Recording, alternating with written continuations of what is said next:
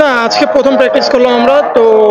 অবশ্যই আমরা টুর্নামেন্ট অনেক ভালো করতে চাই, অবশ্যই প্রথম লক্ষ্যটা থাকবে প্লে অফটা নিশ্চিত করা। বাট আমার মনে হয় যে এখন অনেস্টলি আমরা ওইভাবে অত দূর নিয়ে ভাবছি না, ম্যাচ বাই ম্যাচ এগোতে চাচ্ছি। দেখুন, আপনি যখন একটা টিমে খেলবেন অবশ্যই আপনাকে সেই টিমটা নিয়ে একদম সর্বোচ্চ লেভেলের আশাবাদী হতে হবে। এখন আমরাও আমাদের টিম নিয়ে আশাবাদী, আমাদেরও আমার কাছে মনে হয় যে যথেষ্ট ভালো টিম আছে। যদি আমাদের পোটেনশিয়ালে খেলতে পারি আমরা যে কোনো দিন যে কোনো টিমকে হারাতে পারি। আর টি-20 এমন একটা খেলা যেখানে আপনি কখনো মানে পেন অ্যান্ড পেপার আপনি টিম করে রেজাল্ট বের করতে পারবেন না, তো মাঠেরটাই আসলে মেইন ফ্যাক্টর। দেখুন, আমার মনে হয় যে এই জিনিসটা ম্যানেজমেন্টে যারা আছে তারা আরো ভালো অ্যান্সার দিতে পারবে যে মানে আন্ডার টেবিলে কি কি হচ্ছে বা না হচ্ছে। আমরা আসলে মাঠেরটা নিয়েই, আমরা এজ এ প্লেয়ার যারা আছে আমরা মাঠেরটা নিয়েই বেশি ফোকাস রাখছি, এবং আসলে সত্যি কথা বলতে ওই বিষয়গুলো আমাদের নলেজেও কম আছে। কারণ আমি শিওর আমাদের টিমের যারা ম্যানেজমেন্ট আছে ওরা সর্বোচ্চ চেষ্টা করছে সর্বোচ্চ হাইস্ট লেভেলের প্লেয়ারদেরকে রিক্রুট করার। ইনশাল্লাহ ভালো টিমই দাঁড়াতে পারবো।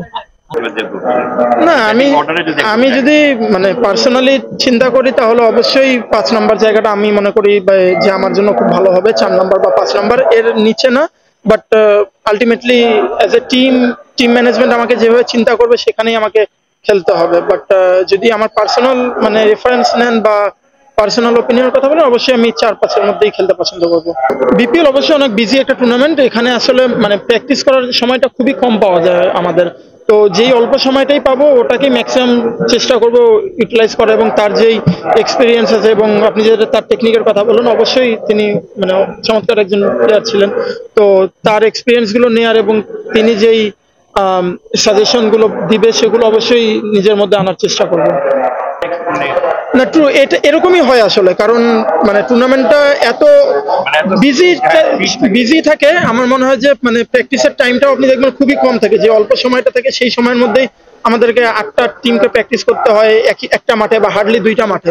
তো এখানে আসলে অল্প সময়ের মধ্যে টেকনিকটা চেঞ্জ করা খুবই কঠিন। বাট অবশ্যই তারা যেই কথাগুলো বলে আমরা চেষ্টা করি সেগুলোকে নোট ডাউন করার, এবং যখন অফ সিজন থাকে বা যদি সামান্য কিছু থাকে যে হ্যাঁ ইনস্ট্যান্ট চেঞ্জ করা যাবে, তখন আমরা চেষ্টা করি চেঞ্জ করার। বাট যদি মনে হয় যে না, এটা এখন আমার জন্য চেঞ্জ করাটা কঠিন হচ্ছে, ওটাকে আমরা নোট ডাউন করে রাখি, চেষ্টা করি পরবর্তীতে কাজ করার এবং হোয়াটসঅ্যাপে যোগাযোগ করার। না, অবশ্যই যে কথাটা আমি মানে একদম প্রথম কোয়েশ্চেনেই বললাম যে পেন অ্যান্ড পেপারে আসলে টি-20টা হয় না। আপনি খুব অল্প সময়ের খেলা, পুরোটাই ডিপেন্ড করতেছে যে কোন টিমটা মোমেন্টামটা গ্রিপ করতে পারছে। আমার মনে হয় যে আমরা যদি আমাদের পোটেনশিয়ালে খেলতে পারি এবং একবার যদি মোমেন্টামটা আমাদের দিকে নিতে পারি এজ এ টিম, তো আমার মনে হয় অবশ্যই ভালো করা সম্ভব। হ্যাঁ, স্পেশালি আমি এই যে লাস্ট এইচপি ক্যাম্প যেটা ছিল এখানে মোর আমি হোয়াইট বলে ফোকাস করেছিলাম। তো রাজিন ভাইয়ের সাথে সেখানে কাজ হয়েছিল। তো আমার মনে হয় যে আর সোহেল স্যারের সাথেও মাঝে মধ্যে কাজ করা হয়। তো আমার মানে এইচপিটাতে আমি বেসিক্যালি হোয়াইট বলে বেশি ফোকাস করেছিলাম। হ্যাঁ, অবশ্যই আপনি যখন হোয়াইট বলে খেলতে যাবেন আপনাকে পাওয়ার রিলেটেড কিছু কাজ করতেই হবে, এবং কিছু ব্যাক সুইং বা এগুলো জিনিস একটু চেঞ্জ জানতে হয়, তো সেগুলো এনেছিলাম। আমরা জানি যে আমরা